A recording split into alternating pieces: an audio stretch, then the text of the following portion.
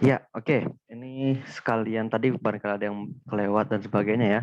Aku bantu ini lagi, jelasin lagi.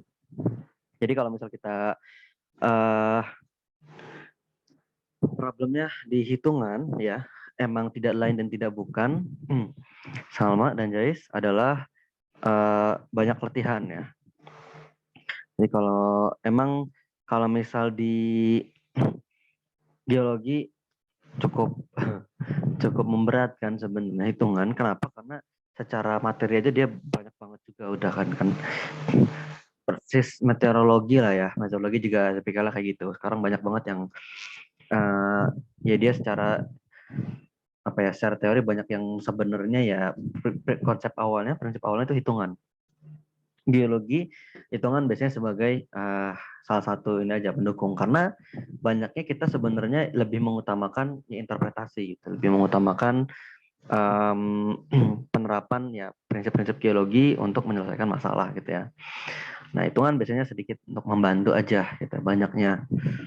Nah, seperti yang tadi ya, tipikal hitungannya ada yang harus paham dulu fisikanya. Artinya, ini aku sedikit penekanan, artinya teman-teman eh, nggak boleh eh, men, bukan menyepelekan, melupakan begitu saja materi-materi fisika, materi-materi kimia yang teman-teman udah pelajarin.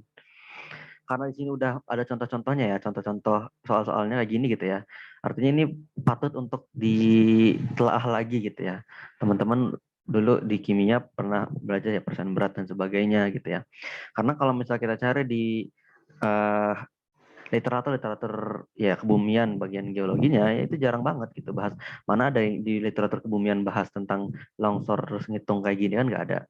Ini biasanya harus kita pahami dulu dari materi fisikanya. Terus tadi juga masih yang ini tekanan dan sebagainya. Ini berarti harus minimal nggak harus ya sampai hafal banget dan sebagainya, minimal paham gitu kondisinya. Ya, kayak misal kalau di kaitannya sama geologi ya, hukum Darcy dan seterusnya itu kan sebenarnya ya fisika gitu.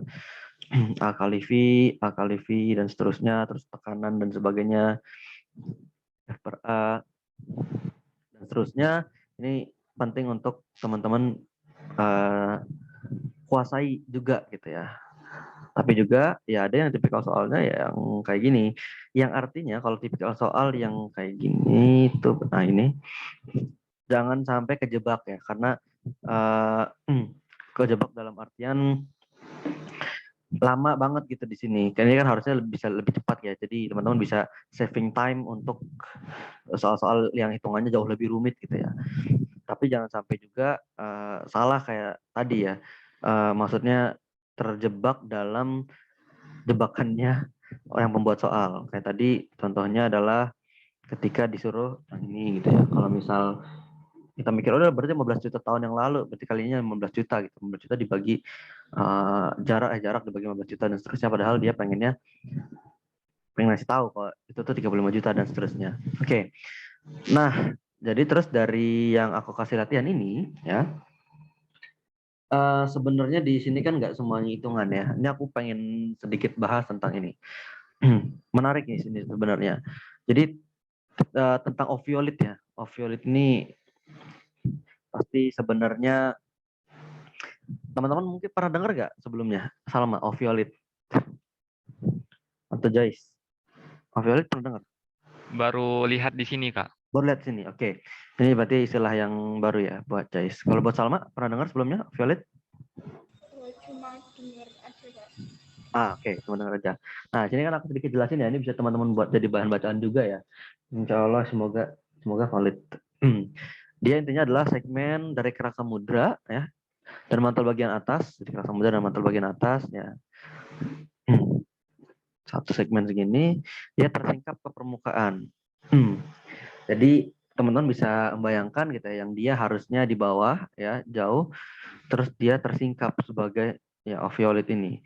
Nah, salah satu yang menarik adalah ternyata dia ada di Indonesia. Ada di mana? Di East Sulawesi.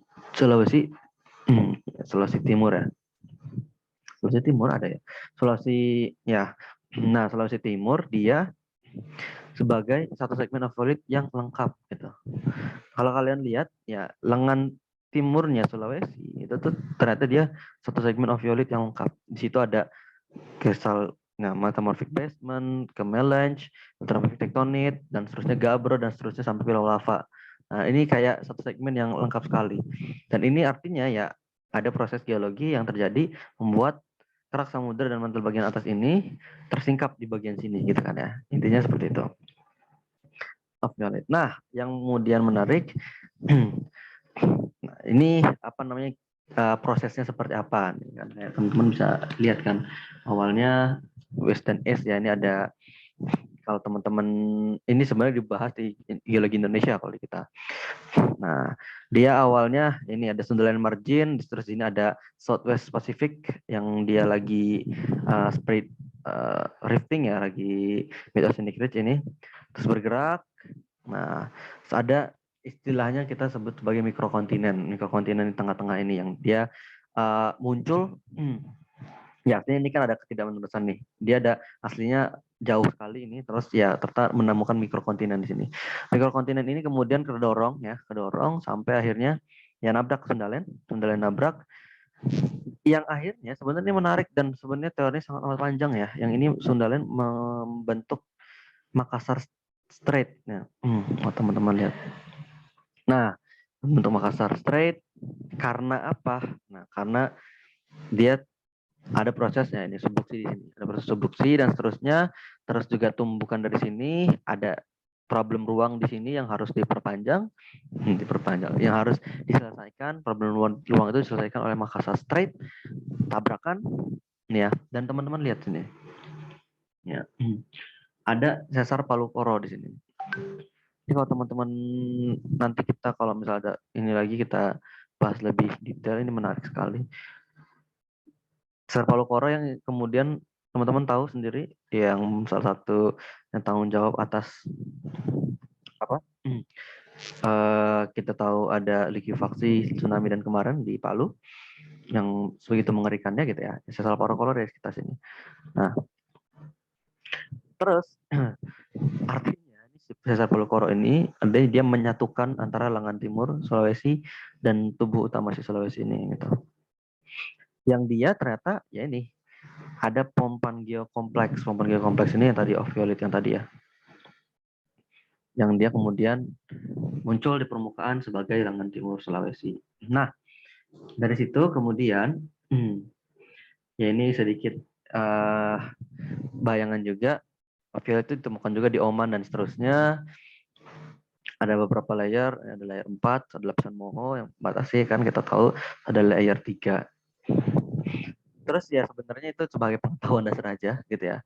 Dan ternyata di layer 3 teman-teman nemuin olivin gabbro dan pada layer 4 nemukan Hesburgit ya. Ini aku baik banget aku ngasih segitiganya. Teman-teman nemuin pertama olivin gabbro, kedua Hesburgit. Skill yang dibutuhkan, kemampuan yang dibutuhkan untuk menyelesaikan ini adalah dengan apa? Membaca grafik ini, klasifikasi ini. Kalau Salma kayaknya tadi udah bisa. Gimana Sal? Caranya Sal? Pasti udah diajarin juga nih. Cara untuk membaca ini. Itu nanti kayak persilangannya gitu nggak sih Kak, pertemuannya? Persilangan antara garis-garis yang terbentuk, misalnya nggak piroksen berapa persen gitu, terus nanti yang lainnya juga berapa persen, nanti pertemuannya itu nanti menunjukkan itu apa jenis batu apa. Oke. Tadi Salma ngejawab kalau nggak salah, kita lihat. Berarti olivin gabbro, piroksen 40%, plagioklas 50%, olivin 40%. 40, 50, 40. Jadi 130 dong. Sebenarnya aku tunjukin ya. Saya agak asal kayak gitu, soalnya ya belum tahu sebenarnya, belum pernah diajarin juga. Oh gitu, oke. Nah, siap. Nggak apa-apa, effort yang baik. Nah, kita lihat lagi. Kita sebenarnya Kita nemuin olivin gabbro ya tadi kan. Nah, sebenarnya ada dua cara untuk membaca segitiga ini ya. Sebenarnya segitiga ini kan ada di ini adalah klasifikasi dari IUGS ya. Klasifikasi IUGS, International Union of Geological Society dari Amerika. Uh, Mereka intinya bikin klasifikasi untuk batuan beku ya. Batuan beku yang dibedakan berdasarkan ya teksturnya ya, tekstur dan tingkat keasaman dan kandungannya ya, kandungan komposisinya, tekstur komposisi. Kalau batuan beku kan tekstur komposisi. Jadi ada kita punya batuan segitiga sendiri untuk batuan beku yang vaneritik, batuan beku yang apa namanya, avanitik kita punya sendiri ya, ada segitiga sendiri kalau teman-teman pernah lihat. Terus kita punya sendiri juga batuan beku yang mafic. Nah, kita nemu yang mafic ini. Ultra mafic juga ada. Nah, ultra mafic yang ini. Nah, benar banget kata Salma tadi. Jadi kita cari perpotongannya ya. Cuma ada dua cara. Perpotongannya itu gimana? Maksudnya, cara pertama adalah pakai garis dari tiga puncak ini. Jadi puncak ini menunjukkan 100% dari masing-masing komponen. Kalau di puncak sini berarti 100% piroksen.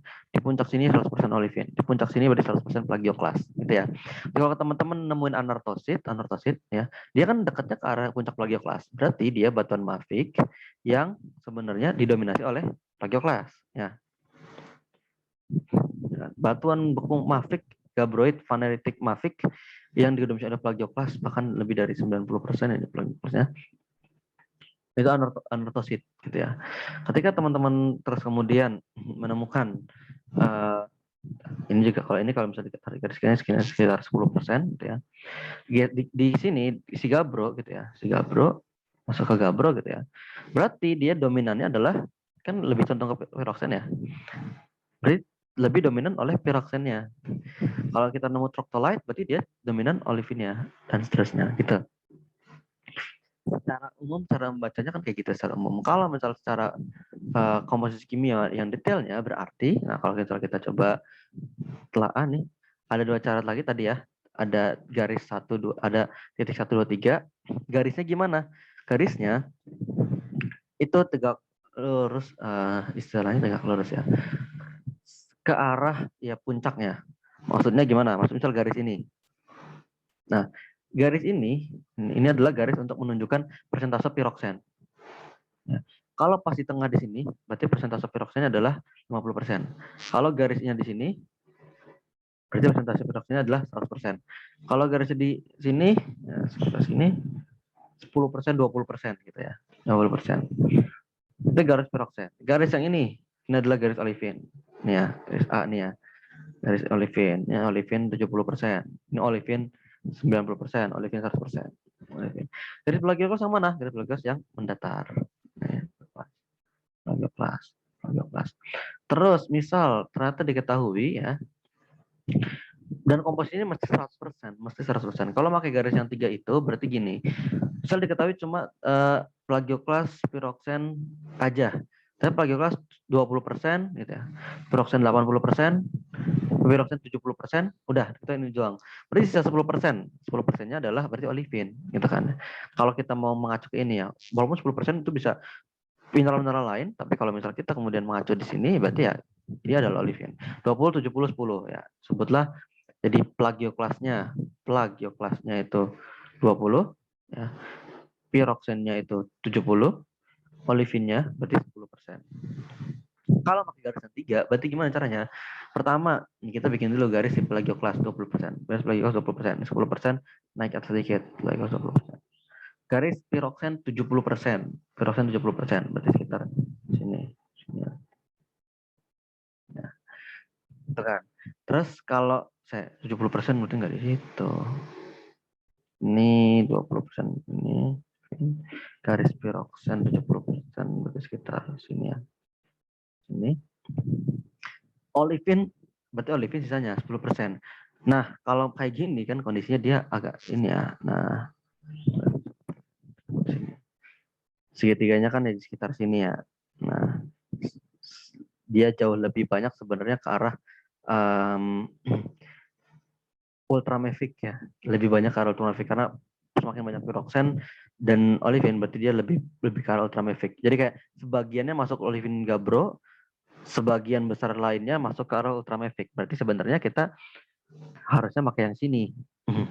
Gitu. Karena piroxennya terlalu dominan sekali. Tapi ya kalau misal kita kemudian memaksain, ya udahlah, berarti dia masuk kalau di sini berarti sekitar olefin gabbro. Ini cara yang pertama. Cara yang kedua, aku lebih suka cara yang kedua.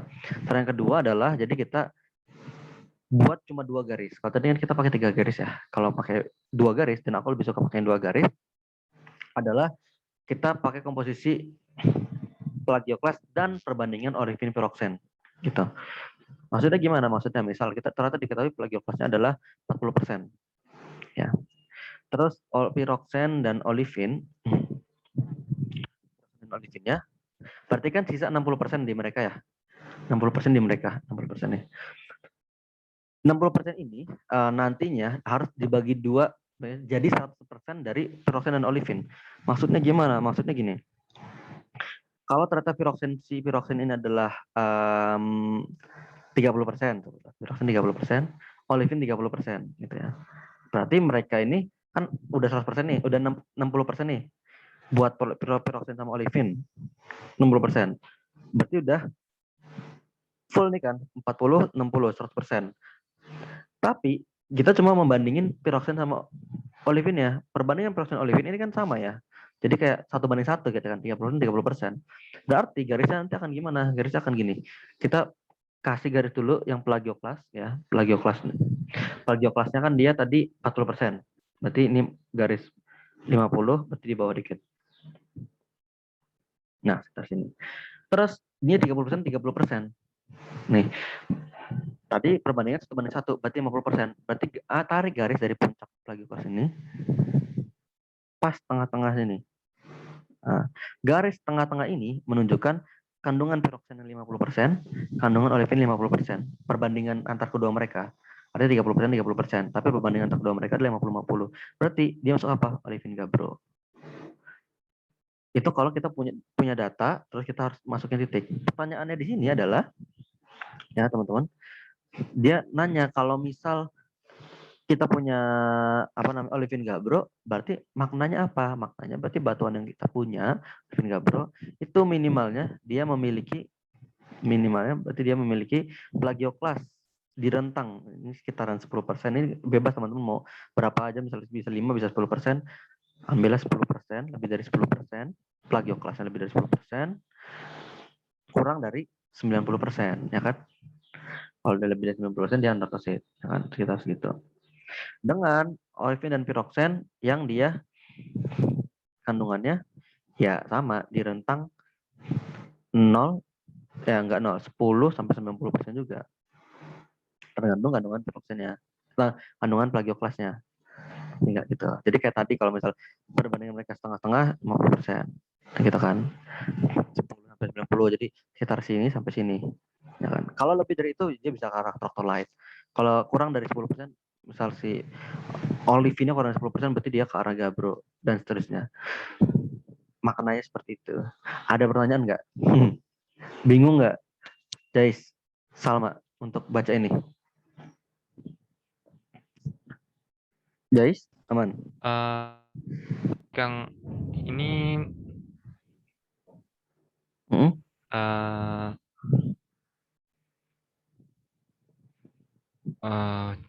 masih perlu ini? Ya, yang cara yang kedua tuh masih agak sedikit bingung. Agak sedikit bingung, oke. Salma udah sempat pernah tahu nggak cara yang kedua? Yang kedua belum pernah. Belum pernah ya, oke. Kita kasih contoh yang di sini lagi deh, misalnya. Jadi kondisi gini, ini olefin, ini ortopiroxen, ini klinopiroxen. Kalau ini kan lebih jelas. Dia sama-sama piroxen, tapi yang satu ortopiroxen, yang satu klino. Ya. Nah, mereka kan sama-sama piroxen ya, cuma beda sistem kristalnya. Nah, yang pertama caranya adalah kalau misalnya yang kedua kita pakai 2 garis. Yang garis satu adalah garis kandungan yang puncak ini. Jadi kayak garis yang mendatar ini, ya. kandungan yang puncak bisa olefin kalau tadi berarti paling kelas gitu ya. Kalau garis garis horizontal ini paling bawah berarti dia 0%. Garis horizontal ini di puncaknya olefin berarti dia 100%. Tengah-tengah, nah di sini adalah garis 40% yang mereka harus 40% olefin. Berarti kalau sedikit 50%, ini 70%, 80% dan seterusnya, ya kan? Garis satu ini. Garis yang kedua adalah dia garis ortoperoksan dan glyperoksan. Misal olivinnya adalah 30%, ya. Olivin 30%. Ortopiroksen, ini kita kasih aja 20%. Gitu ya. Klinopiroksen ya. Berarti kan sisanya 50%, ya kan? 50%. Orto dan klino itu perbandingannya ada 20 dan 50. Nah, 20 dan 50, 20% dan 50%. 2:5. Ya, 2:5. Atau kalau kita misal, jadi kita lakukan normalisasi, istilahnya normalisasi. Kalau dinormalisasikan, berarti ortopiroksen, caranya gimana? Caranya kita cari persentase ortopiroksen dari dua ini. Caranya adalah 20, si ortopiroksen 20 dibagi 20 tambah 50, 70. Gitu. Jadi 2/7. Ortopiroksen adalah 27, klinopiroksen adalah 5/7 gitu ya. Kalau dikali 100 berarti sekitar berapa nih? 30. 200 dibagi 7. 32 268 28% ya. 28%, berarti yang ini ada di sekitar 70%. Anggaplah ini 30%, ini 70% ya. Oke. Sudah tahu nih, ternyata perbandingan ortopiroksen dan klinopiroksen adalah di 30 dan 70%. Kalau dijadiin 100% gitu ya. Jadi tugasnya adalah melakukan normalisasi atau dijadikan 100%. Perbandingan 100%, 30 70. Caranya kayak tadi. Ini dibagi total ini. Ini dibagi total ini. Nah, udah dapat deh. Caranya berarti plottingnya gimana? Plotting aja dulu yang olefin. Olefin 30%. Ini 40%. Ini garis 40% tadi nih, ya kan olefin ya. Sorry. 40% garis olefin. Di bawahnya dikit, ya kan? Bawahnya dikit. Kita punya olefin 30%. Nah, sebenarnya kalau di sini udah kelihatan nih, ya kan? Oh, berarti dia di kisarannya olefin-websterit nih. Karena rentang olefin-websterit ini cukup luas. Gitu. Tapi coba kita pastikan ortopiroksen, klinopiroksen. Tadi ortopiroksennya kita punya 30%, dia punya 70%. Garisinnya gimana? Garisinnya berarti dari tengah, ini titik tengah. Garis ini akan merepresentasikan persentase dari masing-masing unsur. Kita punya klinopiroksen yang lebih besar 70%. Berarti garisnya akan lebih dempet ke arah klinopiroksen. Kalau ini garis 50% antara ortopiroksen sama klinopiroksen, ini 75%. Berarti 75 dari 75-nya punya klinopiroksen, 25-nya punya ortopiroksen. Gitu. Kalau ini garis 25, berarti 25%-nya adalah punya klinopiroksen karena jauh dari klinopiroksen, 75% punya ortopiroksen. Jadi garis di sini adalah merepresentasikan dua-duanya kandungan dari dua-duanya ini.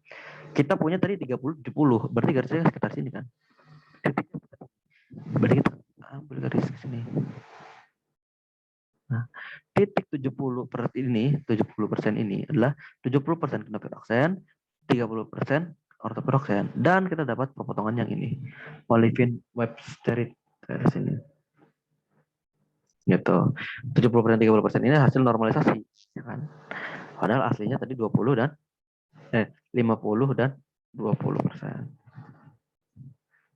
Gitu. Ya. Jadi sebenarnya kalau misal diartikan secara gampangnya adalah ya garis tadi kalau misal kita kemudian dapat persentase kayak tadi gitu ya, olefin, ortopiroksen, klinopiroksen. Kita lihat aja orto apa klino yang dominan gitu. Oh ternyata klino dominan berarti agak condong ke kanan nih gitu kan. Kalau misal dominannya keterlaluan berarti kan dia bisa sampai nyentuh ke nih where light gitu kan. Atau kalau misal olivinnya rendah banget berarti dia bisa di klinopiroksenit gitu ya. Gitu. Dan seterusnya. Bisa kebayang nggak teman-teman? Kebayang ya? Oke. Berarti kalau misal tadi ini sudah ceritain tentang Habsburgite berarti gimana, guys?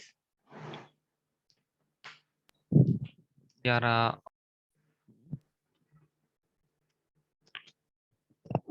Dia adalah di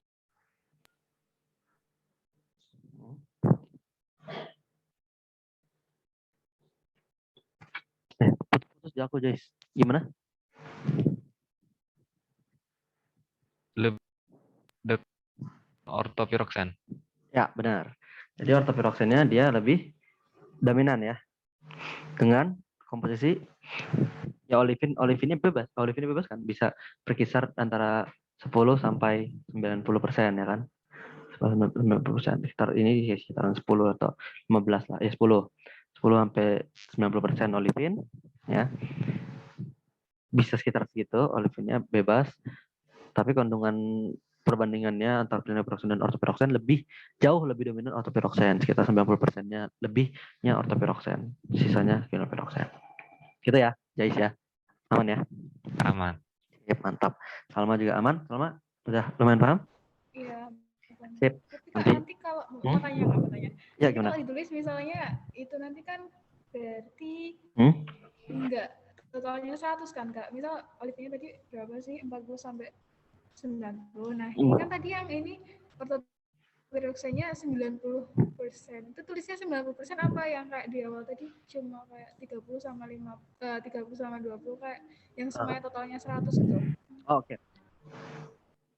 Kalau misal ya benar tadi sebenarnya kalau misal dikasih rentang gitu ya nggak apa-apa, nggak 100% jadi Salma kayak tadi aku ya, karena Hasburgit ini kan dia rentangnya panjang ya, cukup panjang nih, jadi dia harus lebih dari 10%, jadi rentangnya dari kandungan, kalau dideskripsikan berarti kandungan olivinnya dia dari 10 sampai 90% gitu kan, emang bakal akhirnya tetap 100%, cuma karena rentang kan jadi bebas kan, maksudnya dia mau gimana 10 sampai 90% dengan kandungan ortopiroksen nih, ortopiroksen ya di sini kita bisa kasih persentase, bisa enggak, dan clinopyroxen ini ya, dimana ortopiroksennya jauh lebih dominan gitu ya, perbandingan antara kedua mereka itu ortopiroksennya lebih dari 90% setelah dinormalisasi gitu ya.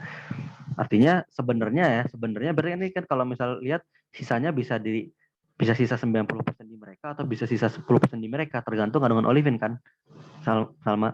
Nah, jadi amannya adalah kalau misal ini tulisnya olivin 10 sampai 90% dengan kandungan ortopiroksen yang jauh lebih dominan atau dengan perbandingan ya lebih 1:9 gitulah kalau mau ini 1:9. Ortopiroksennya 9, clinopyroxennya 1 gitu. Gimana, Salma?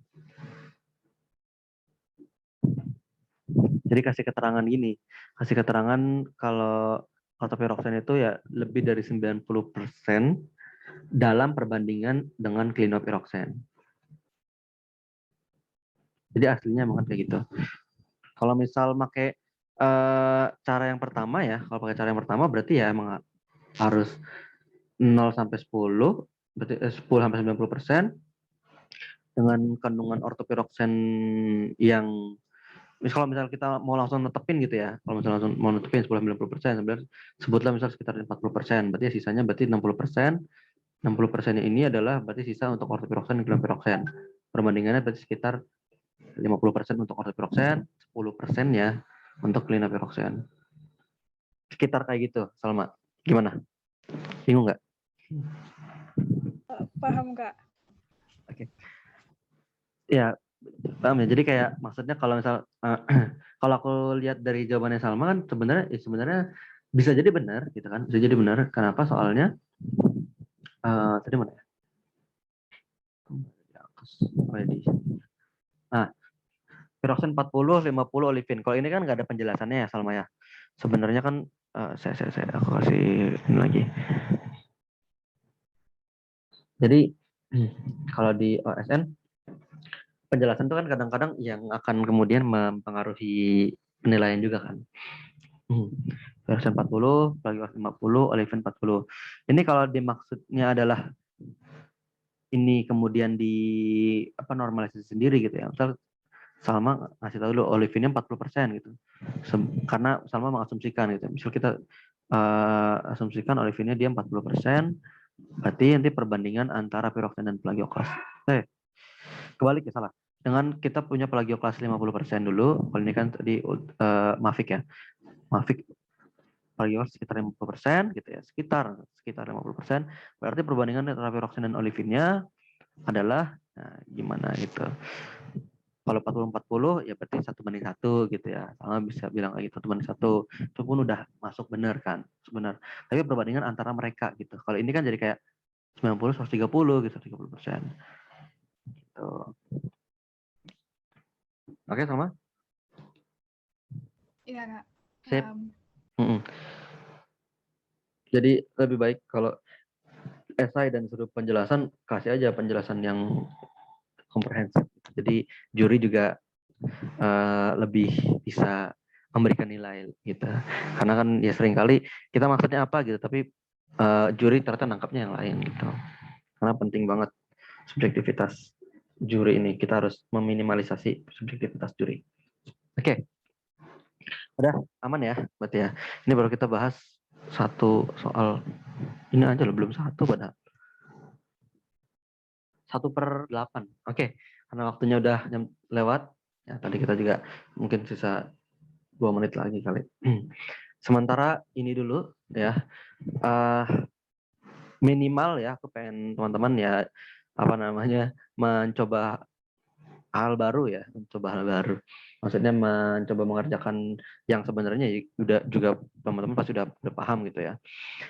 Secara hitungan paham gitu ya. Tapi kan ini bisa jadi pertama kali ini tahu ternyata rate sedimentation itu ternyata tebal sedimen yang digunakan, yang didapatkan dibagi waktu gitu. Apa padahal hitungannya kan sederhana aja gitu kan, ini pakai ini doang. Yang ini juga nih, ini emang ribet banget kalau ini buat ini geofisika. Siapa tahu aja keluar. Siapa tahu nggak ada masalah. Yang penting kan teman-teman ya, ini kan sebenarnya kemampuan untuk membaca si ininya, maksud dari soalnya, terus membaca dari keterangan-keterangan ada, terus kita kerjakan gitu. Insya Allah lebih simpel dibanding harus nge-recall materi-materi SMA dan seterusnya. Tapi nanti itu kita ada di sesi lain. Oke? Segitu dulu mungkin. Salma, Jais, aman ya? Aman, Kak. Oke. Bisa teman-teman simpan buat baca-baca dan sebagainya, nanti kita bahas di pertemuan selanjutnya. Oke. Kalau begitu kita akhiri dulu untuk teman hari ini ya. Makasih banyak Jais dan Salma. Mohon maaf banget tadi ya, harusnya aku banyak ngejelasin, tapi ya ini improvisasi dari aku lah ya, supaya daripada kebuang-buang terus-menerus kayak tadi ya ininya internetnya. Mohon maaf banget, siapa tahu kayaknya kabel IndiHome lagi digigitin sama hiu kali tadi, kan sering banget gitu. Oke, kita akhiri dengan alhamdulillah dan doa kafaratul majelis.